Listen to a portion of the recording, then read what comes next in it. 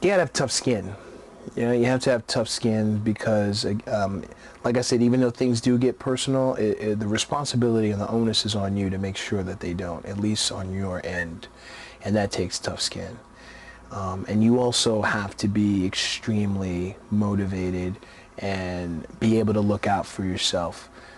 You'll find mentors in the industry, they do exist, but for the most part, there's a lot of people in here and there's not a lot of jobs, and we all want to keep working for as long as we can. So if you're not motivated and you don't have tough skin, it's not necessarily the place for you.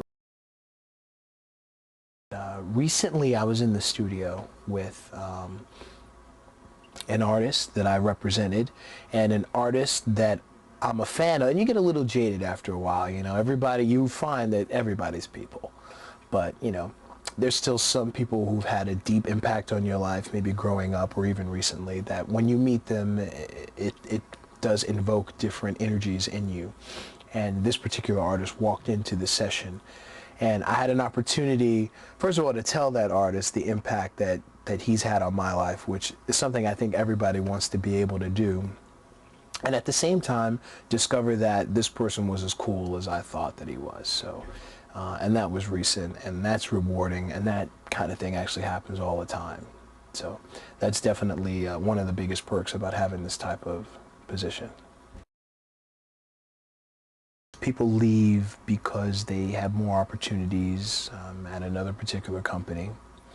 People leave because this, again, is not really the kind of job that, you know, you punch out and you go home and you deal with your family. It continues. It keeps going. It stays in you.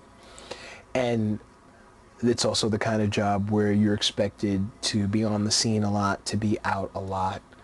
It helps if you live in or near the city. And if you don't, and you get to maybe a certain age, you know, or you just get to a certain mindset, that, you know, maybe you're tired of it, and maybe you do want a job where you can like punch out and it'll be over till the next morning.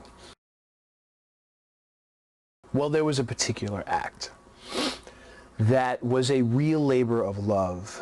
They were an act that had been in the market for a long time and then disappeared, and we resurrected them.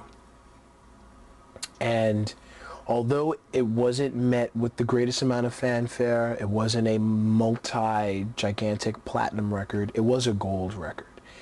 And gold record is 500,000 copies sold statewide, I mean US-wide.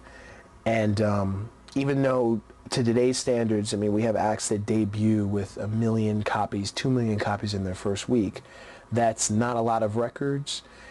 It's still quite an accomplishment, and is something that neither the press nor the rest of the industry thought was going to happen, and we made it happen. And that was a genuine success, because then you know, some music is just great music and it's going to sell. You can be the worst marketing person and it doesn't matter, because the music is that powerful.